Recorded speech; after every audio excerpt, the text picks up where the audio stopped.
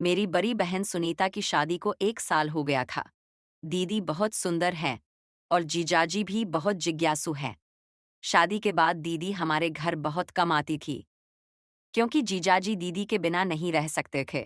दीदी और जीजाजी एक दूसरे से बहुत प्यार करते हैं और एक दूसरे के बिना नहीं रह सकते।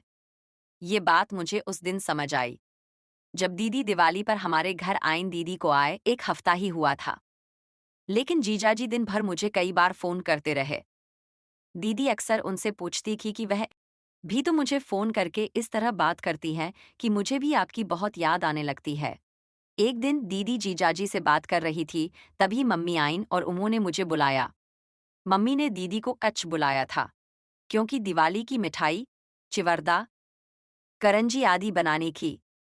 शाम तक हम सबने मिलकर सारी चीज़ें तैयार कर ली थी और बाकी मिठाई अगले दिन बनानी थी। शाम हो चुकी थी और मैं खिड़की से बाहर देख रही थी। तभी मैंने देखा कि जीजाजी वहां स्तब्ध खड़े हैं। मैंने झटपट दीदी को बुलाया। दीदी आते ही स्तब्ध होकर बोली, तुम स्तब्ध होकर यहाँ आए हो? मुझे लगा तुमने भी फोन पर यही कहा था। इसी बीच मम्मी भी आईं और बोली, दामाद जी, आपकी कोई खबर नहीं है। बिल्कुल भी नहीं।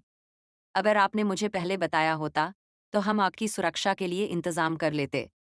जीजाजी ने कहा, नहीं सास माँ, मैं काम से थक गया था, इसलिए सोचा कि आपसे मिलने आ जाओ।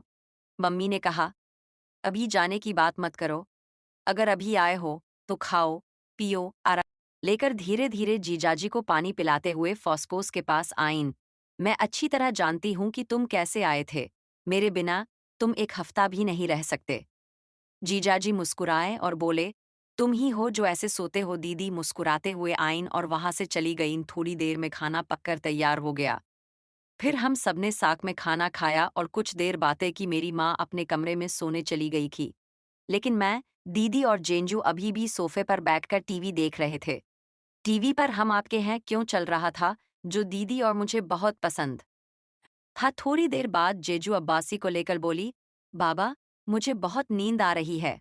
दीदी मुस्कुराते हुए बोली, तो जाओ, ठीक है, मैंने तुम्हारे कमरे में पलंग लगा दिया है, आराम कर लो। बाल देखकर बाद में आती हूँ।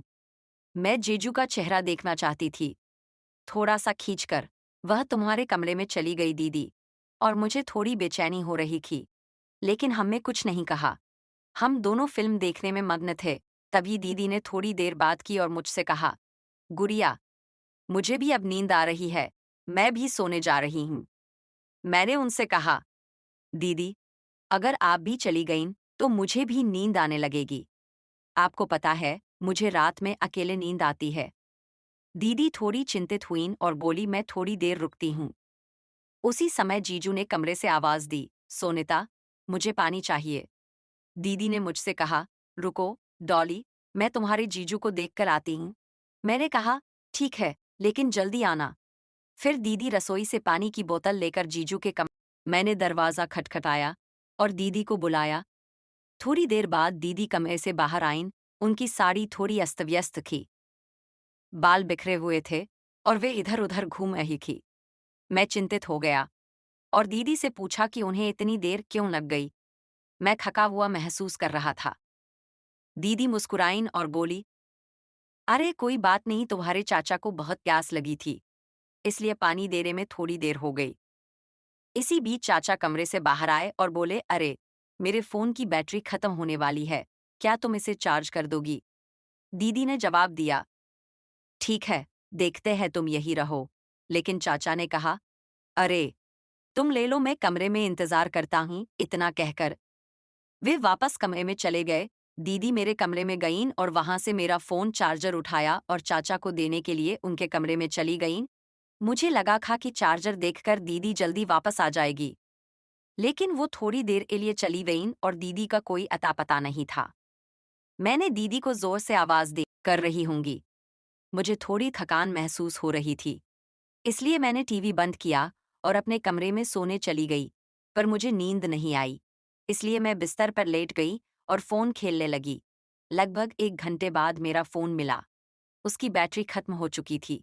अब मैं चार्जर को इधर-उधर साफ करने लगी। तभी मुझे याद आया कि दीदी मेरा चार्जर ले गई थी। अब मैं सोचने लगी कि क्या मुझे कितनी बैटरी है। लेकिन यही विचार मेरे मन में बार बार आ रहा था कि मुझे कमरे में जाना चाहिए या नहीं। मैं बहुत उम्र रही थी और फ़ोन के बिना खेलते खेलते थक गई थी। आखिरकार मैं चार्जर लेने के लिए जीजू और दीदी के कमरे में गया और निकल गया। जैसे ही मैंने दरवाज़ा खोलने की कोशिश की, वह अंदर से बंद था। खिड़की भी अंदर से पूरी तरह बंद थी। अंधेरा था, लेकिन कमरे के अंदर से हल्की रोशनी खिड़की से आ रही थी, इसलिए मुझे लगा कि शायद वह सो नहीं रहे होंगे। मैंने दीदी को थोड़ी देर तक आवाज़ दी, पहली बार, इसलिए मैंने दूसरी बार आवाज़ दी। तब दीदी की आवाज़ आई, क्या बात है? मुझे क्यों परेशान कर रहे हो? तब मैंने कहा, दीदी मेरे फ़ोन की बैटरी अंदर फंसी हुई है।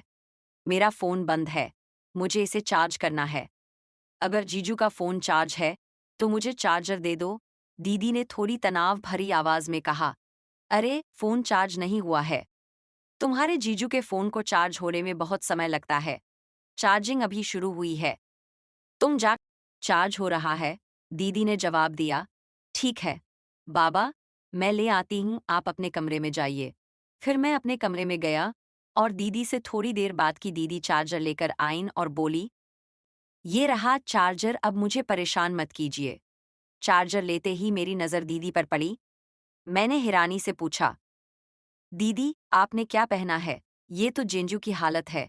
आप तो पूरी तरह से वही थी। दीदी बोली, बैठना बंद करो, मैं जा रही हूँ। इतना कहकर दीदी कमरे में वापस चली गईं। मैंने चार्जर से अपना फ़ोन चार्ज कर 15 मिनट में मेरा फ़ोन पूरी तरह चार्ज हो गया। फिर मैंने सोचा, अब चलो वापस चार्जर के पास चलते हैं। दीदी सो रही हूँ या ना हो, मैं खुद जेंजू जाऊंगा। मैं अपना फ़ोन चार्ज पर लगा देती हूँ। मैंने चार्जर लिया और दीदी और जेंजू के कमरे में चली गई। इस बार दरवाज़ा थोड़ा खुला हुआ था। शायद जल्दबाजी में मैं उसे बंद करना भूल गई थी। जैसे ही मैंने दरवाज़ा खोला और अंदर कदम रखा, मैंने एक ऐसा दृश्य देखा जो मैंने अपनी ज़िंदगी में कभी नहीं देखा था। मुझे फ़ोन कर लेना चाहिए था। मैं कैसे भूल गई कि ये शादीशुदा जोड़ा है। उन दोनों को देखकर मुझे बहुत शर्मिंदगी हुई, लेकिन दीदी और जेंजू को पता ही नहीं चला कि मैं दरवाजे पर खड़ी उन्हें देख रही हूँ। तभी अचानक जेंजू की नज़र मुझ पर पड़ी और उसके साथ जो हुआ, उसे जानकर आप इतने हैरान हो जाएंगे कि आपको गहरा सदमा लगेगा। कहानी के अगले भाग के लिए तैयार रहिए। अगर आपको ये पहला भाग पसंद आया, तो कमेंट में हमें इस जोड़े के बारे में करें और कहानी का अगला भाग आपके लिए लाना मेरा काम है। वीडियो पर 1000 लाइक्स आते ही पार्ट 2 रिलीज कर दिया जाएगा। तब तक आप सभी को प्यार और अपना ख्याल रखना।